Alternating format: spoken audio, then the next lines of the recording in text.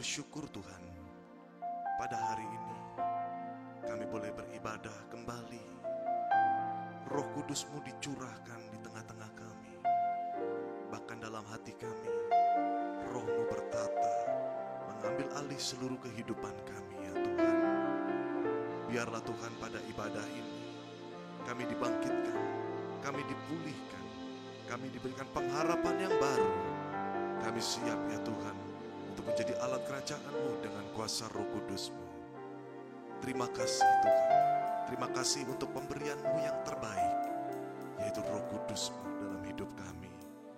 Di dalam nama Yesus kami berdoa dan mengucap syukur. Haleluya. Amin. Shalom Bapak Ibu Saudara terkasih dalam Tuhan. Dunia boleh berlalu, sejarah boleh ada, semuanya itu sudah lewat saudara. Tetapi roh dan firman-Nya tetap hidup sampai sekarang. Dia tetap berkuasa, Dia tetap menjamah, Dia tetap melakukan perkara-perkara yang ajaib. Mari persiapkan hati kita untuk memuji dan menyembah Tuhan. Haleluya.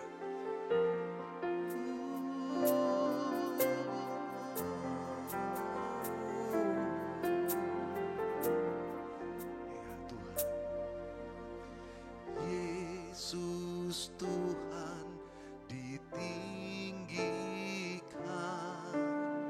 atas segala alam, dimuliakan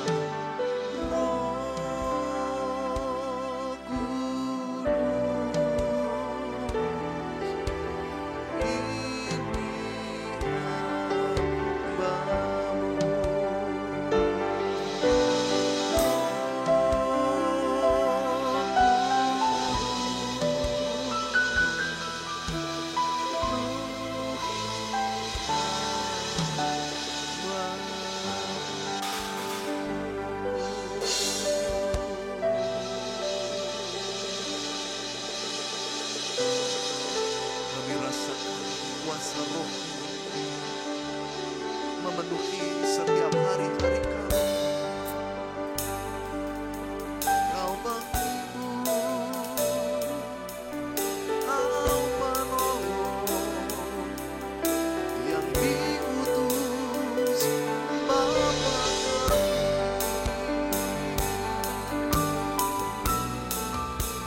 Kami rindukan Roh-Mu berdaulat atas hidup kami.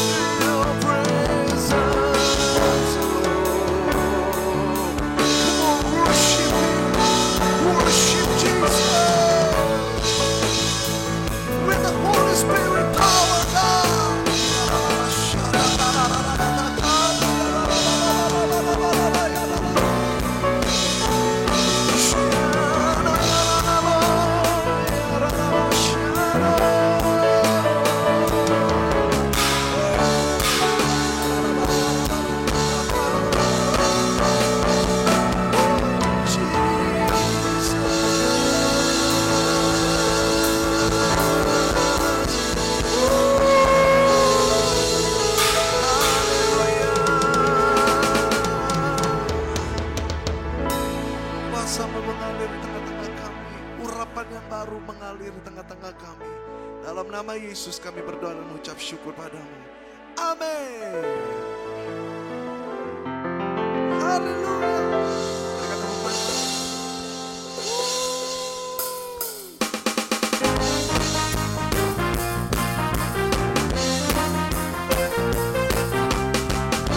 Bersukacita, Rohmu yang memberikan pengalaman baru.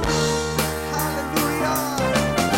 Roh Kudus tercurah di tempat ini.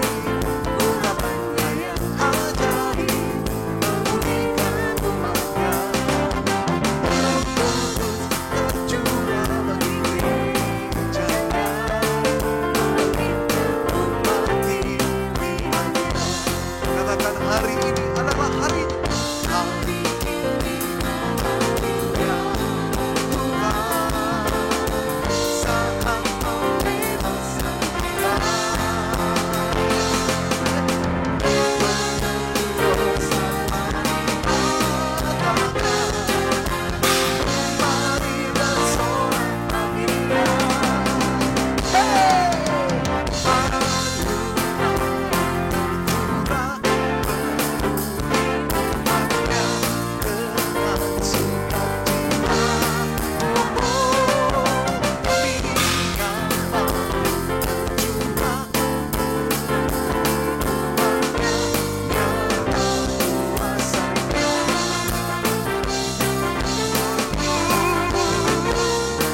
Sekali lagi katakan bersama. Roh Kudus tercurah di tempat ini. Urapannya yang ajaib memulihkan umatnya. Roh Kudus tercurah bagi gerejanya, memulihkan umat pilihannya. Sebab hari ini milikmu Tuhan. Hari ini haleluya saat pembebasan kita.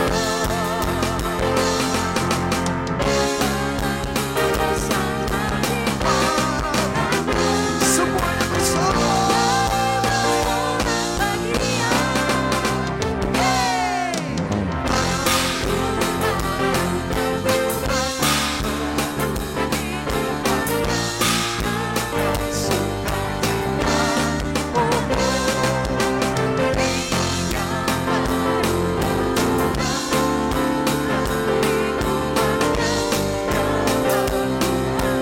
Saudara boleh saling memberkati anggur baru.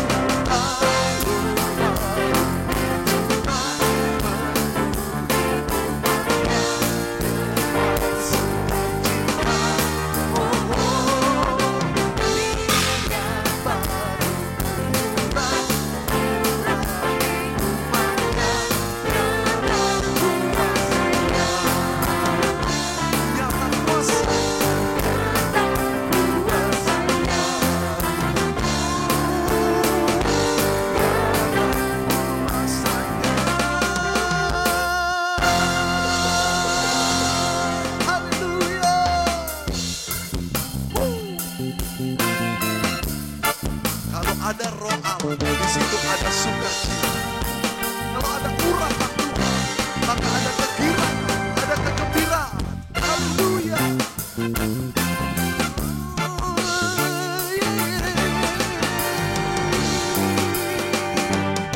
Bersama-sama dengan sukacita katakan, anggur baru tercurah penuhi umatnya dengan sukacita. Tercurah urapi umatnya, nyata kuasanya. Lagi anggur baru tercurah penuhi umatnya dengan sukacita. Urapi umatnya,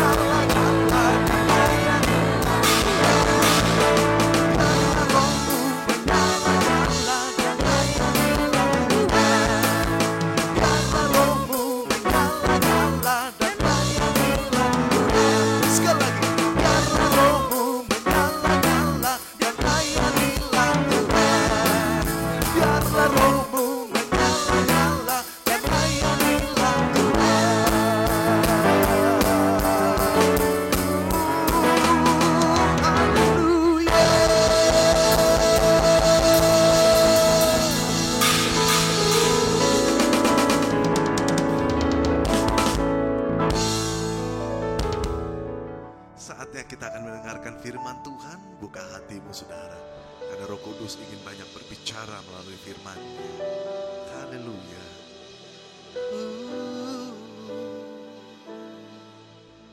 Tuhan, aku rindu. Tuhan, aku siap. Penuhi aku dengan Roh-Mu. Ku rindu lawatan-Mu. Tuhan, aku rindu. Tuhan, aku siap. Penuhi aku dengan Roh-Mu. Ku rindu lawatan-Mu. Ku rindukan Kau hadir di sini saat ini, Tuhan. Ku rindukan Kau mengurapi saat ini, Yesus. Katakan, Tuhan, aku rindu Engkau. Tuhan, aku rindu. Tuhan, aku siap. Penuhi aku dengan Roh-Mu. Ku rindu lawatan-Mu. Ku rindukan Kau hadir di sini saat ini, Tuhan. Ku rindukan Roh-Mu mengurapi saat ini, Yesus. Kami merindukan-Mu. Ku rindukan Kau hadir di sini saat ini, Tuhan. Ku rindukan Roh-Mu mengurapi saat ini, Yesus. Ku rindukan Kau hadir di sini saat ini, Tuhan. Ku rindukan Roh-Mu mengurapi saat ini, Yesus. Kami merindukan ya Tuhan, Engkau mengurapi kami, Engkau memenuhi kami ya Tuhan dengan Roh-Mu. Engkau pulihkan yang sakit ya Tuhan, yang terluka. Sembuhkan mereka ya Tuhan yang dalam kesakitan saat ini. Roh-Mu yang membebaskan segala kesesakan kami ya Tuhan. Engkau yang memampukan kami untuk menjadi pribadi yang berbuah. Terima kasih Tuhan, terima kasih. Dalam nama Yesus kami sambut firman. Haleluya. Amin. Shalom jemaat Tuhan yang dikasihi oleh Tuhan Yesus Kristus. Apa kabar? Saya percaya Bapak Ibu semua dalam keadaan yang sehat dan terpelihara dengan baik oleh Tuhan Yesus Kristus. Puji Tuhan, walaupun kita beribadah secara online, tetapi saya tahu hadirat Tuhan terus akan melawat kita dimanapun kita berada, termasuk di rumah kita. Hari ini saya mau berbicara tentang tema Tuhan yang mengangkat dan Tuhan yang merancangkan. Bapak Ibu yang dikasihi oleh Tuhan Yesus Kristus, Kadang-kadang kita melihat ada orang-orang, anak-anak Tuhan yang diberkati secara luar biasa. Tetapi ada orang-orang yang kurang diberkati, padahal sama-sama anak Tuhan. Dan kemudian kita mulai berpikir, kenapa bisa seperti itu? Apakah Tuhan pilih kasih? Ataukah Tuhan gak sayang sama kita? Saudaraku, hari ini kita akan belajar bersama-sama dari kehidupan tokoh-tokoh di dalam Alkitab. Sehingga kita bisa belajar bagaimana kita bisa diangkat, bagaimana kita bisa diberkati seperti mereka, saudaraku. Saudaraku, kalau kita melihat di dalam Alkitab, saudaraku, kita menjumpai ada tokoh-tokoh yang Tuhan sendiri pilih mereka dan Tuhan angkat mereka. Namun, mereka tidak selesai sampai pada rancangan yang terbaik. Di tengah jalan mereka jatuh, saudaraku ya. Ada seorang raja, namanya Raja Saul. Saul ini adalah orang yang dipilih oleh Tuhan sendiri. Tuhan mengangkat dia, Tuhan memilih dia. Sekalipun dia sendiri merasa sebagai orang yang kecil, dari suku yang kecil, dia sendiri tidak pede terhadap dirinya sendiri. Namun Tuhan angkat dia, Tuhan pilih dia menjadi raja. Dan Tuhan merancangkan Saul ini menjadi raja beserta sampai kepada anak cucu dia. Menjadi raja selama-lamanya di Israel. Saudaraku, ternyata rancangan ini tidak jadi. Rancangan ini batal. Bahkan Saul dan keluarganya mati di medan perang, saudaraku. Saudaraku, ini sungguh tragis, saudaraku. Tapi hari ini kita akan melihat satu tokoh lagi, namanya Daud. Daud juga adalah orang yang tidak begitu dipandang orang. Saudaraku, keluarganya sendiri tidak terlalu menganggap dia hanya seorang gembala kambing saja. Namun Tuhan memperhatikan dia. Saudaraku, sama, kita barangkali ada di antara kita yang merasa, saya ini orang yang sangat biasa sekali, saya ini gak ada apa-apanya, saya ini gak hebat, gak ada yang perhatiin saya gak kenal banyak orang. Saudaraku, kita gak perlu tahu banyak orang, kita gak perlu kenal banyak orang. Yang penting adalah Tuhan kenal kita, itu paling penting, saudaraku. Nah, Daud ini mendapat perhatian daripada Tuhan, saudaraku. Dan kemudian Tuhan mengangkat dia menjadi raja. Dan Tuhan mengokohkan dia, saudaraku. Hari ini kita akan belajar dari kehidupan Daud. Bagaimana Tuhan bekerja, mengangkat, merancangkan hidup yang baik bagi Daud. Saya percaya ketika kita mengerti prinsip Alkitab ini, maka ini pun akan terjadi di dalam kehidupan kita.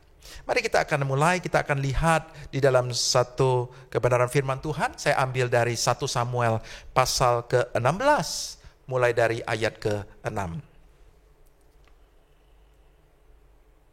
1 Samuel pasal 16, ayat ke-6.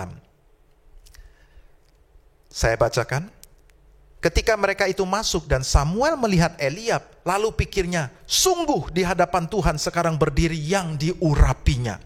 Tetapi berfirmanlah Tuhan kepada Samuel, janganlah pandang parasnya atau perawakannya yang tinggi, sebab aku telah menolaknya.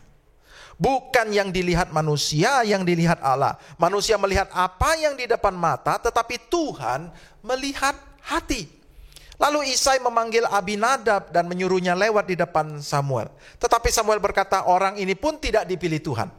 Kemudian Isai menyuruh Syama lewat. Tetapi Samuel berkata, orang ini pun tidak dipilih Tuhan.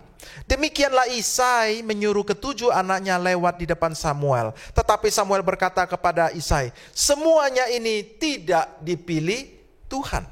Lalu Samuel berkata kepada Isai, inikah anakmu semuanya? Jawabnya, masih tinggal yang bungsu, tetapi sedang menggembalakan kambing domba. Kata Samuel kepada Isai, suruhlah memanggil dia, sebab kita tidak akan duduk makan sebelum ia datang kemari. Kemudian disuruhnya lah menjemput dia, ia kemerah-merahan, matanya indah dan parasnya elok.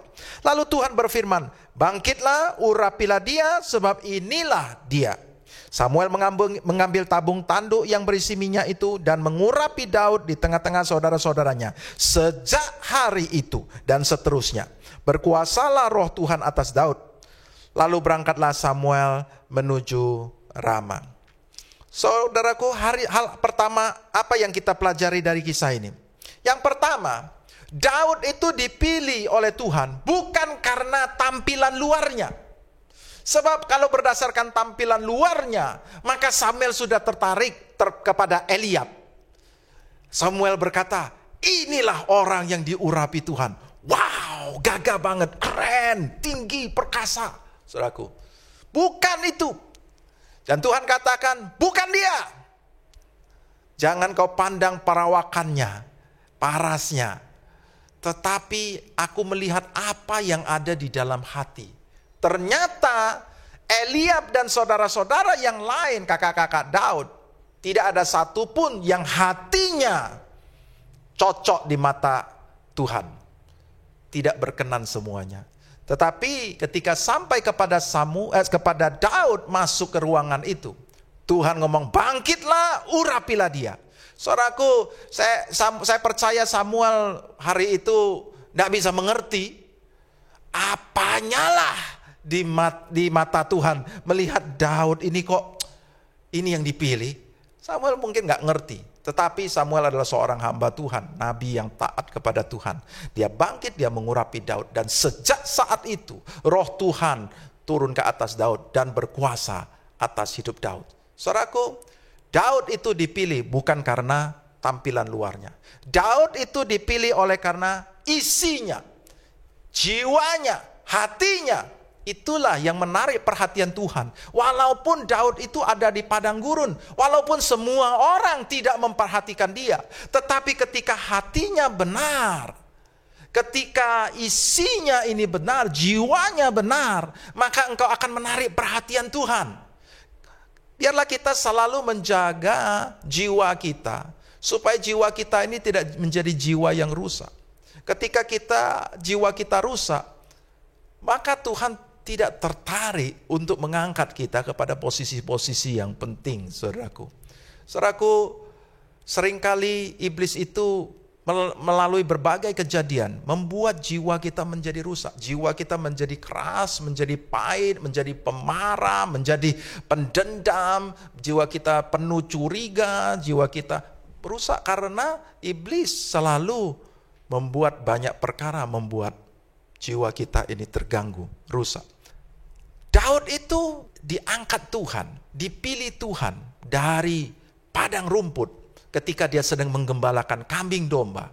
Ketika dia dianggap tidak berarti, Tuhan memilih dia karena hatinya baik. Karena di padang rumput dia punya hubungan yang baik. Dia selalu memainkan kecapi, dia memuji Tuhan dia menyembah Tuhan, saudaraku.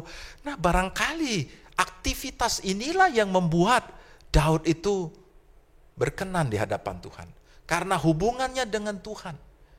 Daud bisa berkata, Tuhan adalah gembalaku.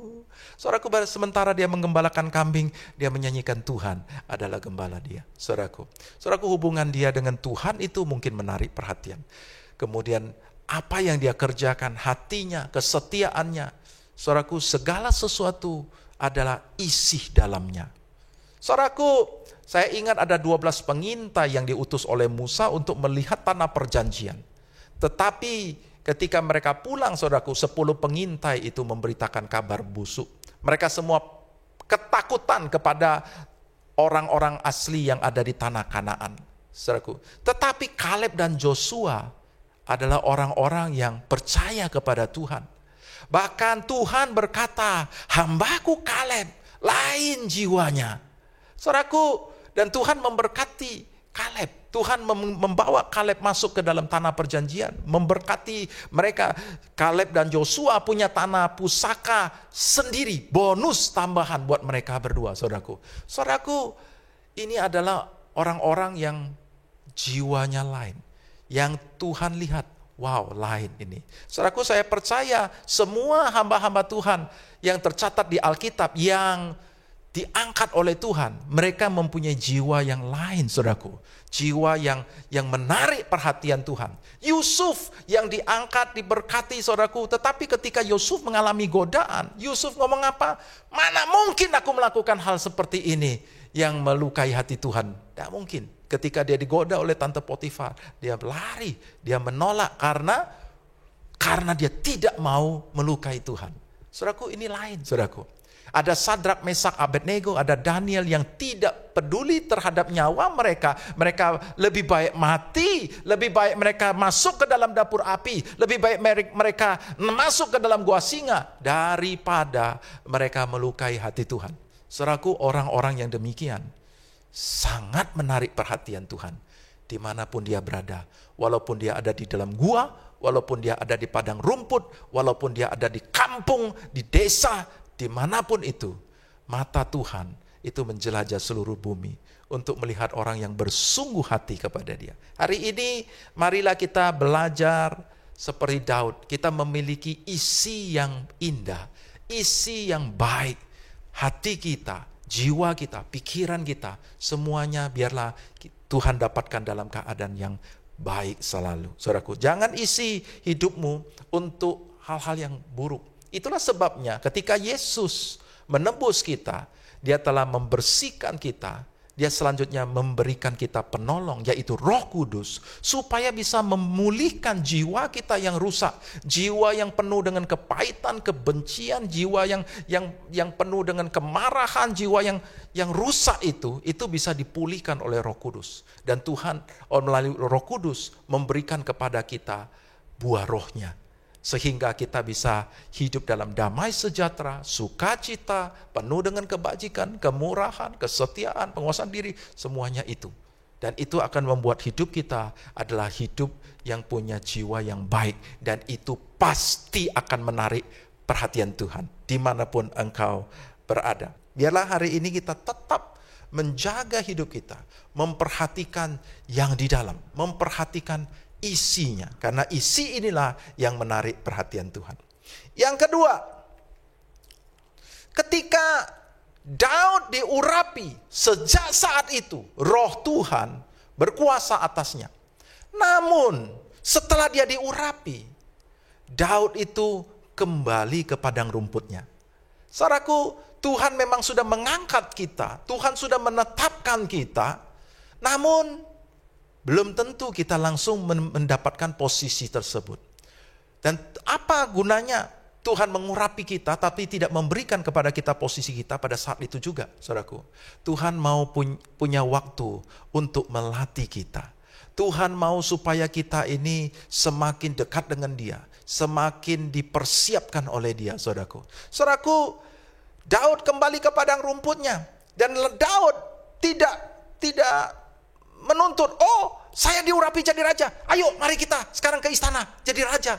No, tidak seperti itu, saudaraku. Daud diurapi jadi raja, tapi kemudian dia pulang ke kambing dombanya, dan dia menggembalakan lagi seperti itu, seperti biasanya. Dan tidak ada sesuatu yang membuat Daud menjadi aneh, saudaraku, menjadi, aku sekarang ini raja loh, aku ini sekarang raja. Tidak seperti itu.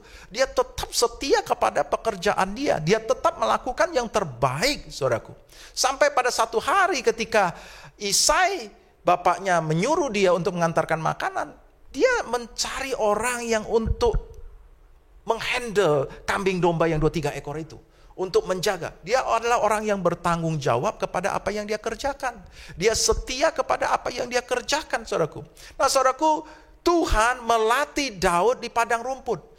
Sementara tidak ada orang memperhatikan dia, Tuhan melatih dia. Tuhan melatih dia bagaimana menggunakan ketapel dia. Tuhan melatih dia bagaimana menghadapi singa, bagaimana menghadapi beruang. Tidak ada orang yang memperhatikan. Tetapi Tuhan memperhatikan. Tuhan melatih dia, saudaraku. Tuhan yang melatih dia. Sementara dia di padang rumput, dia main kecapinya dia, saudaraku. Sampai pada satu saat ketika Tuhan mau menunjukkan istana kepada dia nggak pernah masuk istana. Saudaraku, Tuhan melalui kejadian Saul diganggu oleh roh jahat.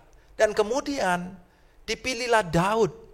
Daud yang bisa main kecapi. Saya percaya ada orang pernah dengar Daud main kecapi begitu bagus, barangkali membuat jiwa merasa tenang. Dan Daud diundang masuk ke istana memainkan kecapi ketika roh jahat menguasai Saul. Daud memainkan kecapi, saudaraku. Ketika Daud memainkan kecapi, roh Tuhan berkuasa. Dan kemudian roh-roh jahat itu undur daripada Saul, saudaraku. Saudaraku, ini luar biasa, saudaraku. Kalau Daud tidak bisa main kecapi, maka Daud tidak akan ada di istana. Hari ini, Tuhan sudah menetapkan kita untuk posisi-posisi yang besar. Tuhan sudah merancangkan hidup kita. Ketika Yesus mati buat kita, Dia memberikan kepada kita hidup yang baru. Tuhan sudah merancangkan hidup yang baru. Dia angkat kita jadi anaknya, dan dia sudah menetapkan ada bagian-bagian kekayaan, kemuliaan yang sudah disiapkan bagi kita. Namun sekarang barangkali kita belum menerimanya. Tetapi Tuhan sudah menyiapkannya, saudaraku. Dan Tuhan mau kita setia pada posisi kita yang sekarang. Apapun yang Tuhan percayakan kepada kita sekarang, biarlah kita melakukan yang terbaik. Barangkali hari ini Tuhan sedang mengajar kita, ada keterampilan-keterampilan. Tuhan lagi mengajar hubungan kita kepada Dia. Tuhan lagi mengajar tentang, menyingkapkan tentang kebenaran firman Tuhan. Membuat kita semakin mengerti, dan kita mempersiapkan diri. Ketika engkau melakukan apa yang sedang kau kerjakan sekarang ini dengan baik, engkau mempersiapkan diri, satu hari kelak Tuhan akan pakai itu untuk mengangkat kita kepada posisi yang luar biasa. Saudaraku, satu kali kelak, saudaraku, kita gak bisa bayangkan apa yang direncanakan oleh Tuhan. Tetapi satu kali kelak Tuhan akan membawa kita kepada next level. Dia akan membawa kita untuk masuk ke dalam rancangan Dia yang lebih baik. Tetapi hari ini Tuhan mau supaya kita belajar untuk kita mempersiapkan diri kita. Kita melakukan yang terbaik yang ada di depan kita. Itu yang kedua, saudaraku. Tuhan mau supaya kita gak usah terburu-buru. Sebab Tuhan yang mengangkat kita, Tuhanlah yang akan membawa kita sampai kepada rancangan yang terbaik. Dia yang mengangkat kita. Dan tidak perlu kita berusaha untuk menggenapi rancangan Tuhan. Abraham dulu pernah melakukan seperti itu. Tuhan menjanjikan kepada dia untuk menjadi bapa segala bangsa. Dia katakan, kau lihat bintang di langit, nanti sebanyak itulah keturunanmu. Kalau ada orang bisa menghitung bintang di langit, dia bisa menghitung keturunanmu. Saudaraku, Abraham begitu senang. Dia bersuka cita, saudaraku. Tetapi setelah dia menunggu sekian tahun, dia tidak mengalaminya. Maka Abraham, atas dorongan istrinya juga, maka mengambil pembantunya.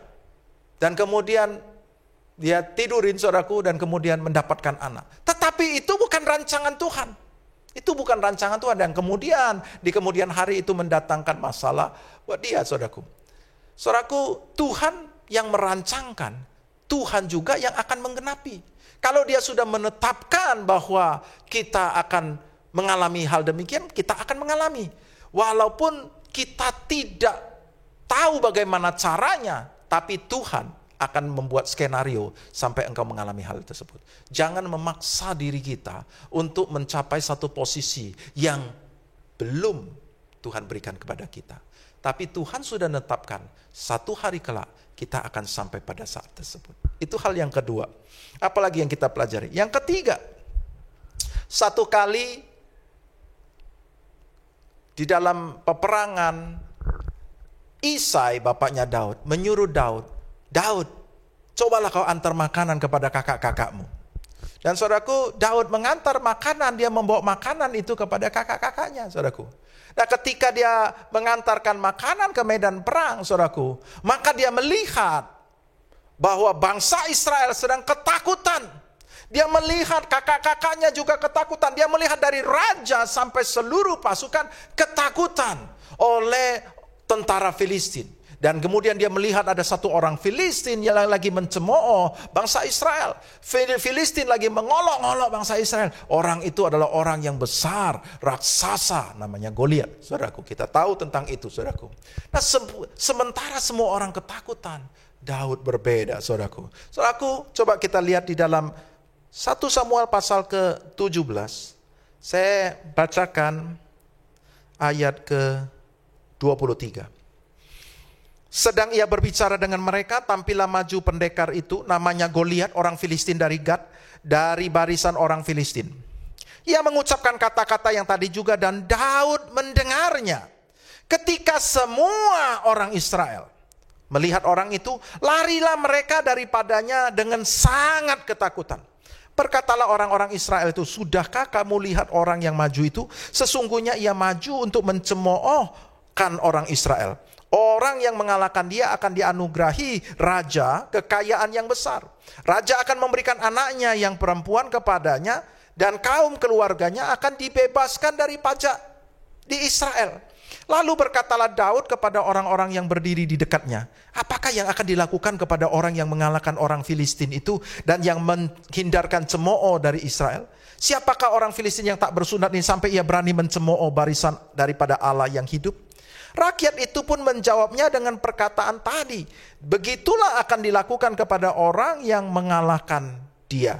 Ketika Eliab kakaknya yang tertua mendengar perkataan Daud kepada orang-orang itu, bangkitlah amarah Eliab kepada Daud sambil berkata, mengapakah engkau datang? Dan pada siapakah kau tinggalkan kambing domba yang 2-3 ekor itu di padang gurun? Aku kenal sifat pemberanimu dan kejahatan hatimu. Engkau datang kemari dengan maksud melihat pertempuran.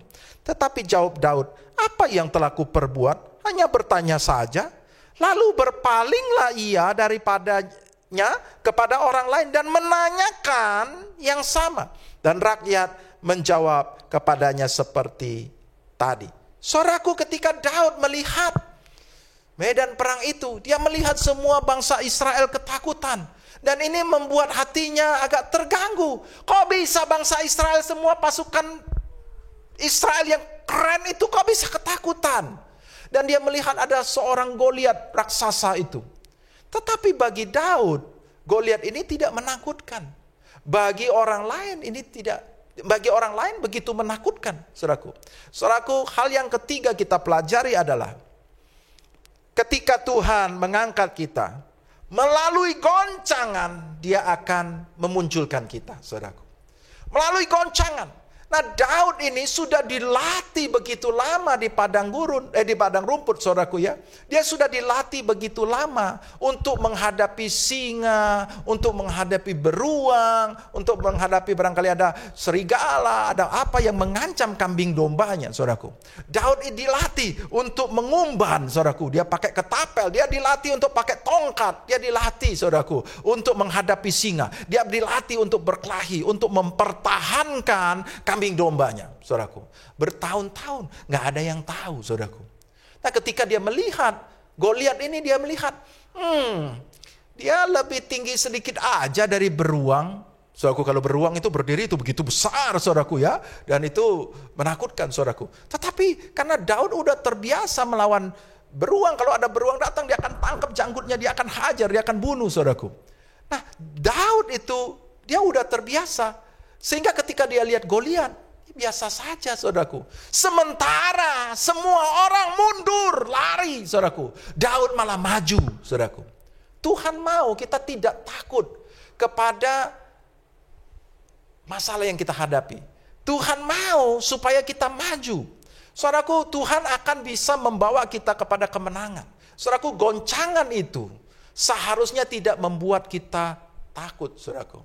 Saudaraku, bangsa Israel begitu dia melihat ada ancaman, ada goncangan, ada sesuatu yang menakutkan di hadapan mereka. Mereka ketakutan, mereka takut mati. Nggak ada satupun berani maju. Mereka semua takut mati.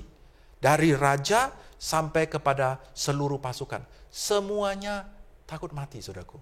Hanya Daud tidak takut mati, saudaraku. Saudaraku, Daud tidak takut mati karena dia tahu. Daud berkata kepada raja, Tuhan yang melepaskan aku dari cakar singa dan cakar beruang. Tuhan sudah pernah melepaskan dia dari cakar singa dan cakar beruang. Tuhan yang sama akan melepaskan aku daripada orang Filistin tak bersunat ini. Saudaraku, Daud itu begitu percaya kepada Tuhan.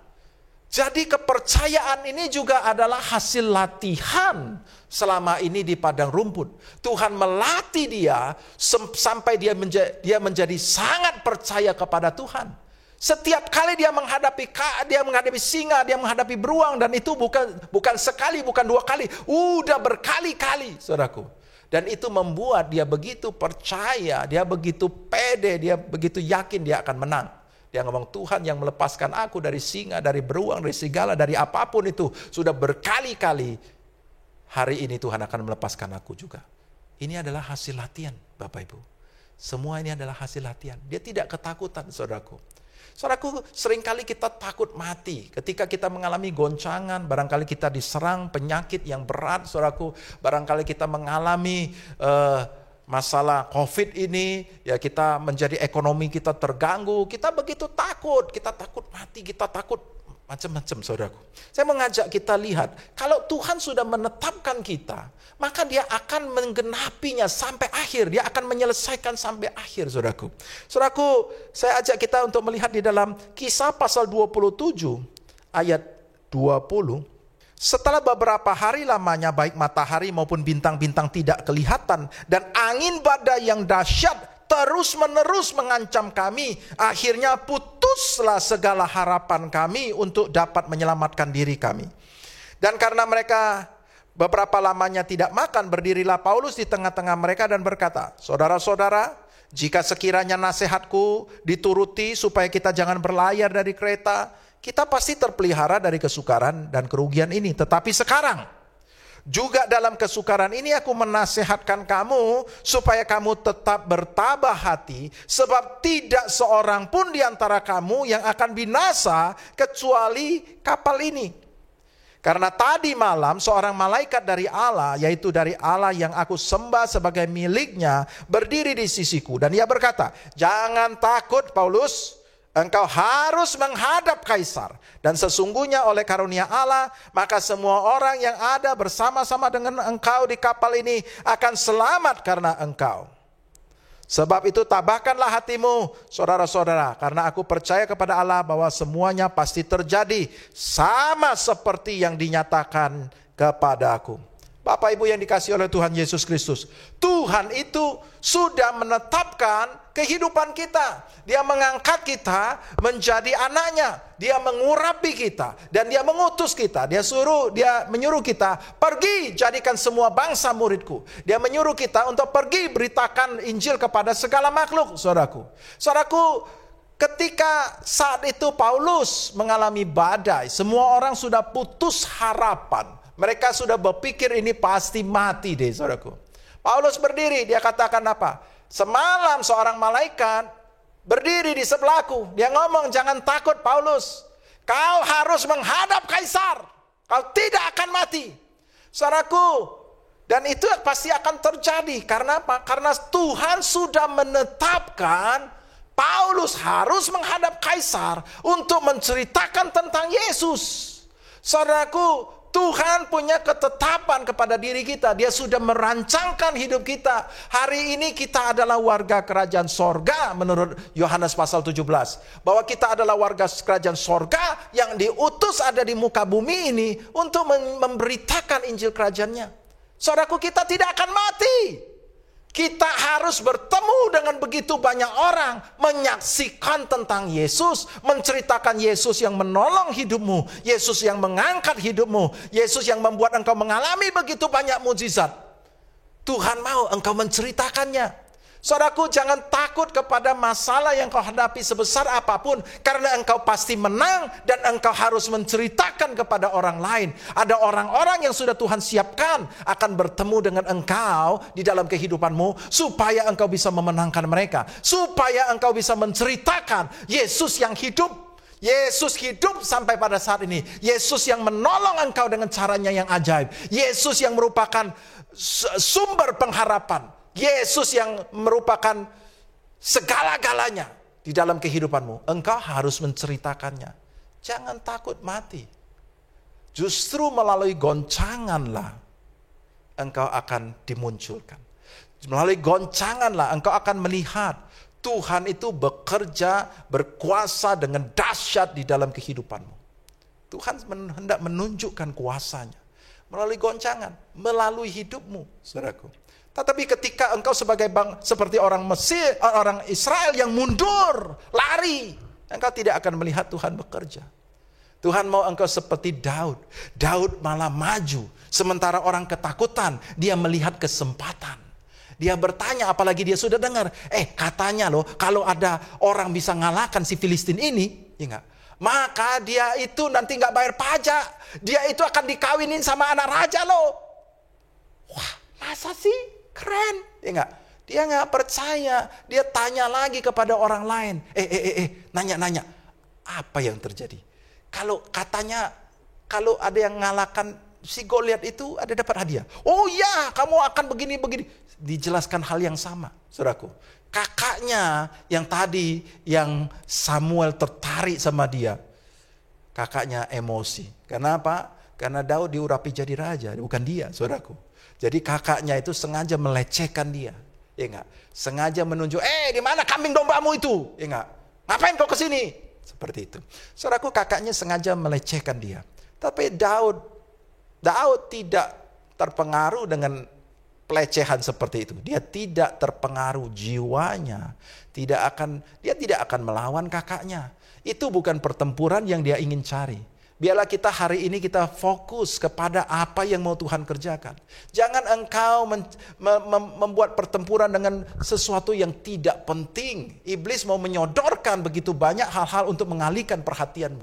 Saudaraku, Daud tidak akan melawan kakaknya. Sebab itu bukan pertempuran. Saya percaya Daud kalau melawan kakaknya, Daud pasti bisa menang. Daud bisa habisin kakaknya. Daud biasa melawan singa dan beruang. Dia nggak takut. Tetapi itu bukan pertempuran yang penting. Pertempuran yang penting adalah orang Goliat ini. Dan Daud mencari upah. Daud tanya, apa yang terjadi? Apa yang terjadi? Apa yang akan kita dapatkan? 3 kali dia mendapatkan informasi itu. Dan kemudian dia menghadap raja. Dan hari itu Daud mengalahkan Goliat dengan batu, dengan umban. Dan kemudian dia mengumban itu dan terkenalah ke kepala Goliat. Dan saudaraku, ini semua adalah hal-hal yang biasa Daud lakukan ketika dia melawan singa dan beruang. Tuhan sudah melatih dia dengan baik, saudaraku. Dan Tuhan menyertai setiap batu yang keluar dari tangan Daud. Itulah dia begitu percaya. Tuhan yang melepaskan aku, akan melepaskan aku juga dari ini. Dan aku akan dapat hadiah. Saudaraku, berapa banyak engkau di dalam masa kesesakan pada masa pandemi ini. Engkau begitu ketakutan, engkau frustasi, engkau putus asa, engkau tidak berbuat apa-apa. Engkau begitu ketakutan. Engkau sudah putus pengharapan. Jangan putus pengharapan. Tuhan mau engkau maju. Tuhan akan memberkati engkau. Tuhan akan menolong engkau dengan apa yang engkau bisa kerjakan. Apa yang sudah Tuhan latih selama ini. Tuhan akan berkati engkau. Mintalah kepada Tuhan supaya Tuhan memberikan kepada kita hikmat. Apa yang harus aku kerjakan Tuhan. Tuhan mau supaya engkau maju. Di dalam goncangan Tuhan menampilkan dirimu. Di dalam goncangan, Tuhan menunjukkan kepada, dia tunjukkan kepada orang-orang, ada engkau. Hari itu Daud menjadi terkenal. Hari itu dia mulai meninggalkan tempat lama dia. Dia mulai mengenal namanya istana. Hari itu. Walaupun dia harus menjalani banyak lagi perjalanan hidupnya. Saudaraku, dia kemudian dibenci. Tetapi Daud ini adalah orang yang selalu melekat kepada Tuhan. Dia tidak terlalu khawatir dengan apapun yang mau menghancurkan dia. Dia selalu percaya kepada Tuhan, saudaraku. Yang keempat,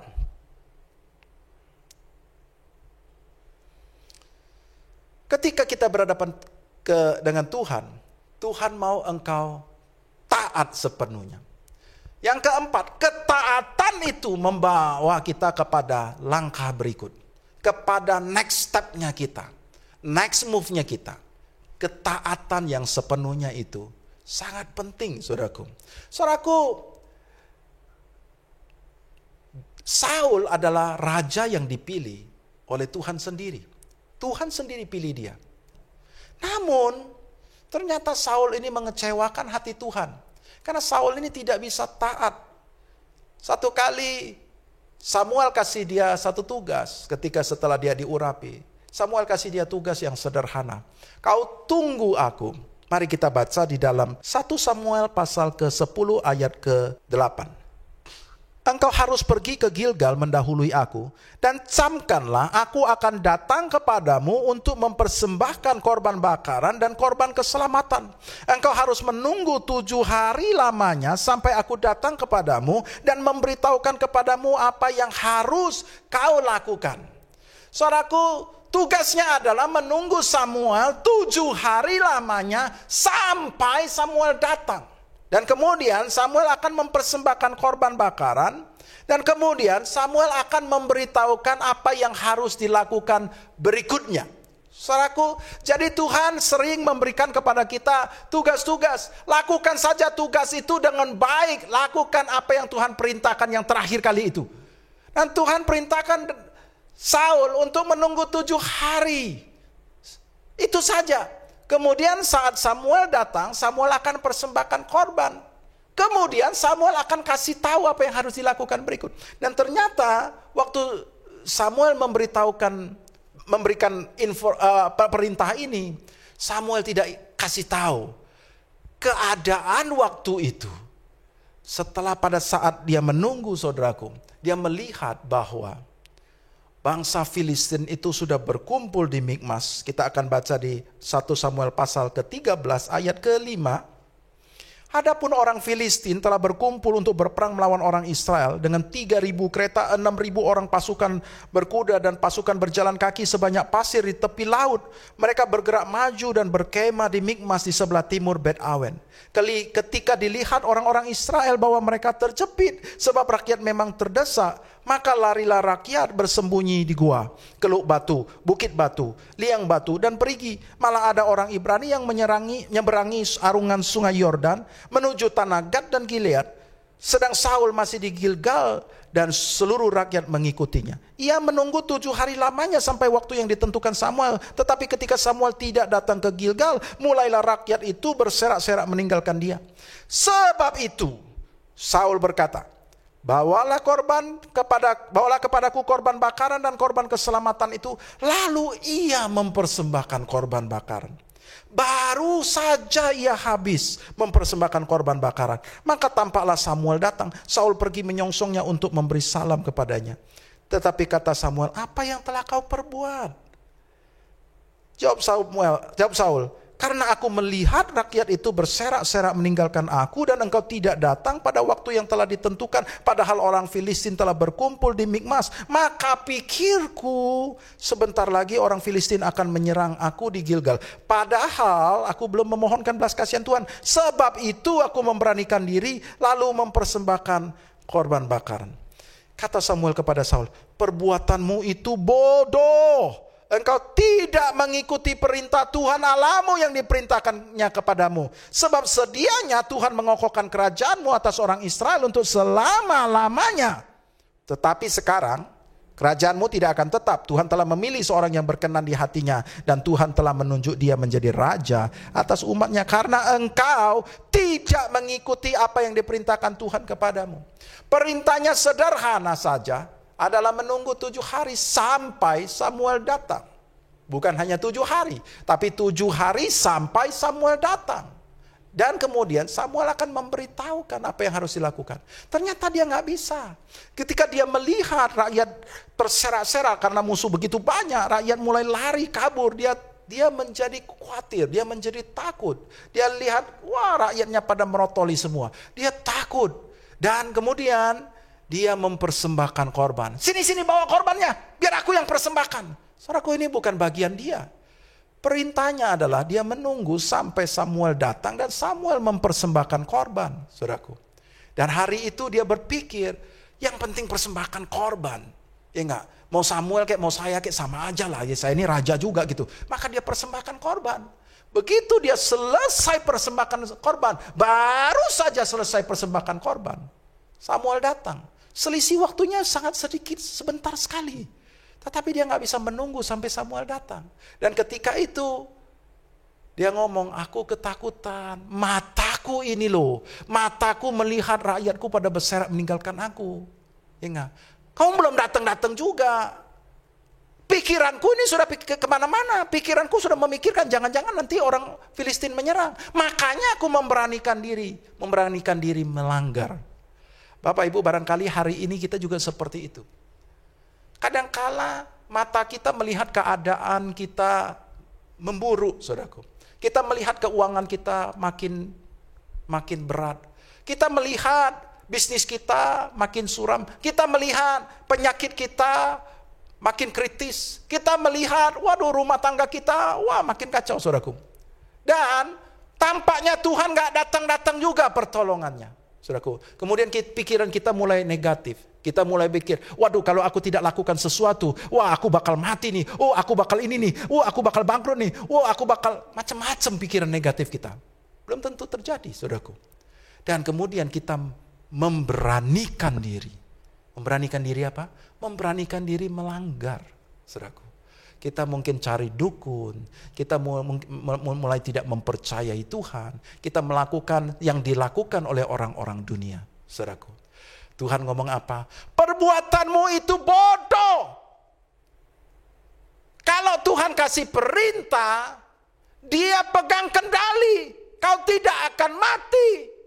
Tetapi karena kau melakukan perbuatanmu yang bodoh ini, maka tahu nggak? Tadinya Tuhan sudah menetapkan, sudah mengangkat engkau dan menetapkan engkau dan seluruh keturunanmu akan memerintah Israel selama-lamanya. Inilah rancangan Tuhan tadinya. Sekarang batal, nggak jadi.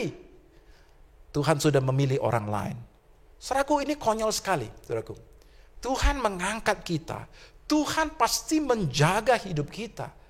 Seringkali oleh karena ketakutan membuat kita itu tidak bisa taat sepenuhnya. Karena ketakutan, saudaraku. Apapun alasanmu itu, Tuhan mau engkau jangan melanggar. Ketaatanmu itu akan membawa kepada next stepmu. Ketaatanmu akan membuat Tuhan itu menyingkapkan apa yang kau harus lakukan yang berikut lagi. Yang berikut lagi. Demikianlah perjalanan hidup kita. Hidup kita ini perjalanannya adalah berdasarkan ketaatan demi ketaatan demi ketaatan. Kita akan masuk ke dalam langkah demi langkah bersama Tuhan. Kita akan menghadapi banyak sekali kejadian bersama Tuhan. Dan Tuhan mau supaya engkau selalu taat kepada Dia. Engkau selalu bisa mengalami langkah berikut, saudaraku. Tetapi ketika engkau tidak taat seperti Saul, engkau tidak mengalami. Perjalanan Saul terhenti. Tetapi Daud tidak demikian. Daud itu selalu mau taat kepada Tuhan. Saudaraku, Daud adalah orang yang selalu taat. Dan dia taat sepenuhnya. Itulah sebabnya Daud selalu mengalami kemenangan. Kadang-kadang Tuhan menjawab dia sepotong-sepotong.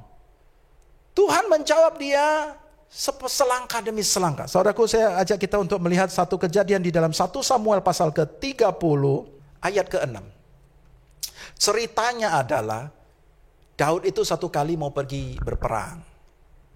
Ceritanya dia pura-pura akan membantu orang Filistin melawan Israel. Tapi ternyata orang Filistin ngomong, "Nggak usah, kau nggak usah bantu. Udah, kau balik aja gitu." Nah, waktu dia balik, ternyata kampung tempat dia tinggal itu, dia waktu itu numpang di wilayahnya orang Filistin. Jadi tempat dia tinggal itu, kampung itu di Ziklag itu dijarah orang. Istrinya, anak-anaknya, dan seluruh pasukan mereka itu, ya enggak, itu semua keluarga mereka itu ditawan oleh orang Amalek. Dan kemudian dia kehilangan semuanya itu. Nah, di dalam keadaan seperti itu, orang-orang pengikut dia itu semuanya pada menangis kan kehilangan anak istri. Dan orang pengikutnya itu malah mau mengancam Daud, malah mau melempari dia dengan batu. Saudaraku, Daud begitu terjepit di dalam ketakutan dia mencari Tuhan. Mari kita baca ayat ke-6. Dan Daud sangat terjepit karena rakyat mengatakan hendak melempari dia dengan batu. Seluruh rakyat itu telah pedih hati masing-masing karena anaknya laki-laki dan perempuan. Tetapi Daud menguatkan kepercayaannya kepada Tuhan Allahnya. Lalu Daud memberi perintah kepada Imam Abiatar bin Ahimelek, "Bawalah efod itu kemari." Maka Abiatar membawa efod itu kepada Daud. Kemudian bertanyalah Daud kepada Tuhan, katanya, "Haruskah aku mengejar gerombolan itu? Akan dapatkah mereka kususul?" Dan ia berfirman kepadanya, "Kejarlah, sebab sesungguhnya engkau akan dapat menyusul mereka dan melepaskan para tawanan." Lalu pergilah Daud beserta ke-600 orang yang bersama-sama dengan dia, dan sampailah mereka ke Sungai Besor. Sementara orang-orang yang mau tinggal di belakang berhenti di sana. Maka Daud melanjutkan pengejaran itu beserta 400 orang. 200 orang yang terlalu lelah untuk menyeberangi Sungai Besor itu berhenti di sana. Kemudian mereka menemui seorang Mesir di padang, lalu membawanya kepada Daud. Mereka memberi dia roti, lalu makanlah dia. Kemudian mereka memberi dia minum air dan memberikan memberikan kepadanya sepotong kue ara dan 2 buah kue kismis. Dan setelah dimakannya ia segar kembali, sebab ia tidak makan dan minum selama 3 hari 3 malam. Kemudian bertanyalah Daud kepadanya, "Budak siapakah engkau dan dari manakah engkau?" Jawabnya, "Aku ini seorang pemuda Mesir, budak kepunyaan seorang Amalek. Tuanku meninggalkan aku karena 3 hari yang lalu aku jatuh sakit. Kami telah menyerbu tanah Negeb orang Kreti dan daerah Yehuda, dan tanah Negeb Kaleb dan Ziklak telah kami bakar habis." Daud bertanya kepadanya, "Dapatkah engkau menunjuk jalan kepadaku ke gerombolan itu?" Katanya, "Bersumpahlah kepadaku demi Allah bahwa engkau tidak akan membunuh aku dan tidak akan menyerahkan aku ke dalam tangan tuanku itu, maka aku akan menunjuk jalan kepadamu ke gerombolan itu." Singkat cerita, Daud berhasil mengejar gerombolan itu dan melepaskan semua keluarganya dan memenangkan, bahkan menjara banyak, saudaraku. Nah, Bapak Ibu yang dikasihi oleh Tuhan Yesus, ketika Daud dalam keadaan terjepit, dia bertanya kepada Tuhan, "Tuhan, bisa aku susul nggak?" "Susul, kau bisa kejar mereka." Tapi Tuhan tidak memberitahukan susul kemana, larinya kemana. Tuhan tidak memberitahukan. Seringkali Tuhan itu menjawab kita sepotong. Tetapi ketaatan kita kepada yang sepotong itu akan membawa kita kepada next move, kepada langkah berikutnya. Nah, Daud membawa 600 orang, dia pergi aja. Kemana dia nggak tahu, dia kira-kira aja, dia pergi saja. Dia nggak tahu kemana, saudaraku. Dan Tuhan atur, dia adalah Tuhan yang membuat skenario. Dia mengatur, ada seorang Mesir yang menjadi hambanya orang Amalek itu. Orang Mesir itu tiba-tiba jatuh sakit. Dan orang Amalek yang kejam itu ditinggalin begitu saja di padang gurun, saudaraku. Maka setelah dia sakit 3 hari itu dia ketemu sama rombongannya Daud. Dan Daud kasih dia makan, saudaraku. Dan orang Mesir ini menceritakan di manakah keluarga mereka yang ditawan itu. Kemanakah harus menyusul mereka. Saudaraku, itu adalah langkah berikut yang Daud dapatkan setelah dia bertemu dengan orang Mesir. Saudaraku, barangkali hari ini kita mengalami masalah yang begitu pelik. Kita bertanya kepada Tuhan, "Tuhan, apa yang harus aku lakukan?" Tuhan menjawab kita sepotong. Sedikit sekali, baik waktu dalam kita baca firman Tuhan atau waktu kita berdoa, Tuhan taruhkan dalam hati kita atau di dalam pikiran kita sesuatu ide. Tuhan mencerahkan atau Tuhan membuka mata kita untuk melihat sedikit peluang, saudaraku. Atau Tuhan melalui seseorang memberitahukan kepada kita sesuatu, saudaraku, dan membuat kita terbuka, saudaraku. Wow, terima kasih, saudaraku. Dan apa yang terjadi? Kita nggak dapat gambaran lengkapnya. Gak apa-apa, saudaraku. Tuhan itu mau kita taat step by step, langkah demi langkah. Ketika kita bisa taat sepenuhnya kepada Tuhan, engkau akan melihat langkah berikutnya. Ketika engkau taat lagi sepenuhnya kepada Tuhan, engkau akan melihat langkah berikutnya. Dan engkau pasti akan sampai kepada satu rancangan yang terbaik yang sudah Tuhan sediakan bagi kita. Hari ini kita mau belajar bersama-sama. Saya percaya kita semua akan mengalami rancangan yang terbaik. Sebab Tuhan sudah merancangkan. Yesus sudah melakukan bagi kita. Dia sudah mati bagi kita. Dia sudah merancangkan yang baik. Dia berikan Roh Kudusnya sebagai penolong buat kita. Roh Kudusnya berkuasa di atas hidup kita. Dan dia mau kita satu hari kita sampai kepada rancangan yang terbaik. Mari kita bersatu dalam doa. Bapa kami di sorga, kami mengucap syukur Tuhan Yesus. Hari ini Engkau mengajar kami. Bagaimana kami bisa mengalami rancangan yang terbaik. Engkau mengajar kami dari kehidupan Daud, Tuhan Yesus. Terima kasih Tuhan. Terima kasih Bapak, hari ini kami belajar apa yang sudah Kau ajarkan kepada kami. Tuhan, hamba sudah selesai berbicara. Tetapi kiranya Roh-Mu yang kudus terus menolong anak-anak-Mu Bapa. Biarlah mereka hari-hari ini Bapa, mereka tidak fokus kepada luar Tuhan. Tetapi mereka fokus kepada hati mereka. Fokus kepada roh mereka. Fokus kepada membangun manusia batinia mereka. Membangun manusia roh mereka Tuhan. Supaya mereka boleh menarik perhatian Tuhan. Tuhan Engkau jamah Tuhan, supaya mereka hari-hari ini banyak mencari Engkau. Banyak bersekutu dengan Engkau Tuhan Yesus. Dan Tuhan Engkau tolong setiap anak-anak-Mu. Biarlah anak-anak-Mu Bapa boleh dipenuhi dengan Roh Kudus-Mu Bapa. Engkau mengurapi mereka Tuhan, Engkau memenuhi mereka dengan Roh Kudus-Mu Tuhan, dan menolong mereka. Latih mereka Tuhan, Engkau bimbing mereka Tuhan, ajar mereka Tuhan, untuk mereka boleh Kau persiapkan Tuhan, untuk masa depan yang penuh harapan Tuhan Yesus. Apapun yang mereka kerjakan Tuhan, Engkau tolong mereka, supaya mereka boleh mengerjakannya dengan serius, mereka mengerjakan dengan tanggung jawab, mereka boleh sungguh-sungguh melakukan yang terbaik Tuhan Yesus, kepada setiap kepercayaan yang Kau percayakan pada mereka hari ini Tuhan Yesus. Terima kasih Tuhan, terima kasih Tuhan. Dan biarlah Bapa, Engkau membawa mereka Bapa mengalami kesempatan demi kesempatan. Walaupun kadang-kadang kesempatan itu munculnya di dalam goncangan Tuhan. Hamba berdoa biarlah setiap anak-anak-Mu tidak ada yang takut kepada goncangan, tidak ada yang lari Tuhan. Dan tidak ada yang takut mati Tuhan Yesus. Sebab Engkau sudah menetapkan hari depan penuh harapan Tuhan. Engkau tidak akan biarkan mereka mati. Mereka harus berjumpa masih banyak orang Tuhan, yang harus mereka ceritakan tentang Engkau, tentang pengharapan di dalam Engkau, tentang pertolongan di dalam Engkau, mujizat di dalam Engkau, tentang keselamatan di dalam Engkau. Tuhan, mereka punya banyak tugas yang harus dikerjakan yang belum selesai. Mereka tidak akan mengalami celaka Tuhan. Engkau akan terus menyertai mereka, anak-anak-Mu Tuhan Yesus. Berkati anak-anak-Mu Bapa. Biarlah tidak ada satupun yang takut dan mundur Tuhan. Sebaliknya Bapa, di dalam goncangan anak-anak-Mu maju Tuhan Yesus. Dan mereka melihat bagaimana kuasa-Mu menyertai mereka dengan ajaib Tuhan Yesus. Membawa mereka mengalami kemenangan demi kemenangan Tuhan Yesus. Terima kasih, hamba berdoa Bapa, setiap anak-anak-Mu Bapa di rumah Bapa, mereka boleh belajar taat kepadamu 100%. Apapun keadaan mereka, apapun alasannya, Tuhan tolong mereka untuk mereka jangan sampai tidak taat Tuhan. Tetapi biarlah mereka boleh taat sepenuhnya kepadamu Tuhan. Apapun yang Kau perintahkan, mereka boleh melakukan. Karena kami tahu Bapak, ketaatan mereka membawa kepada langkah-langkah berikut Tuhan Yesus. Rancangan yang lebih baik Tuhan. Lebih baik dan lebih baik lagi. Terima kasih Tuhan, hamba selesai berbicara, tapi Roh Kudus akan terus menolong sampai anak-Mu mengalami dan mengalami kegenapan rancangan yang terbaik itu Tuhan. Dalam nama Tuhan Yesus kami syukur dan berdoa. Amin. Tuhan Yesus memberkati.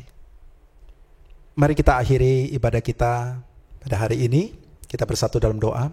Bapa kami di sorga, kami mengucap syukur Tuhan atas penyertaan-Mu, berkat-Mu kepada kami pada sepanjang hari ini, terutama dalam ibadah kami Tuhan Yesus. Terima kasih Tuhan, kami akhirnya akan berpisah. Bapa, sertai kami selalu Tuhan di dalam kehidupan kami Tuhan Yesus. Biarlah Bapa, kasih-Mu berlimpah-limpah tercurah kepada anak-anak-Mu Tuhan Yesus. Engkau memberkati kehidupan mereka Tuhan Yesus. Jauhkan mereka dari mara bahaya, kecelakaan, roh maut, sakit penyakit Tuhan. Engkau jauhkan dari segala sesuatu yang bukan daripada Engkau Tuhan. Berkati anak-anak-Mu di dalam masa-masa pandemi itu Tuhan. Engkau memberkati mereka. Engkau memberkati kesehatan mereka Tuhan. Lindungi mereka, jauhkan dari mereka tertular dari COVID Tuhan Yesus. Engkau memberkati mereka di dalam pekerjaan mereka, berkati usaha mereka, berkati keuangan mereka, berkati keluarga mereka Tuhan Yesus. Apapun yang mereka kerjakan Engkau memberkati. Anak-anak-Mu yang sedang mengalami goncangan, yang sedang mengalami kesesakan, yang di PHK, yang kehilangan pekerjaan, yang bisnisnya sedang kacau. Tuhan tolong dengan cara-Mu yang ajaib Tuhan Yesus. Tuhan, apapun pergumulan anak-anak-Mu Bapa, biarlah Bapa Engkau nyatakan kuasa-Mu Tuhan Yesus. Engkau menolong dengan cara-Mu yang ajaib Tuhan Yesus. Sehingga mereka boleh mengalami jalan keluar yang daripada-Mu Tuhan Yesus. Terima kasih Tuhan. Terima kasih Bapa. Dan sebelum kami berpisah, kami rindu menerima berkat yang daripada-Mu. Mari kita angkat kedua tangan kita, arahkan hati dan pikiran kepada Tuhan Yesus. Siap menerima berkat daripada Tuhan Yesus. Jemaat Tuhan yang dikasihi oleh Tuhan Yesus Kristus, terimalah berkat damai sejahtera dari Allah Bapa, kasih sayang yang berlimpah-limpah di dalam Anak yang tunggal Tuhan kita Yesus Kristus, dan persekutuan yang dengan Roh Kudus akan selalu menyertai, membimbing, mengajar, meneguhkan firman-Nya dalam kehidupanmu, akan memberi engkau kuasa dan memberkati engkau mulai saat ini sampai Tuhan Yesus datang menjemput kita, bahkan sampai selama-lamanya. Kita yang percaya diberkati Tuhan bersama saya katakan amin. Tuhan Yesus memberkati. Sampai jumpa lagi dalam ibadah berikut.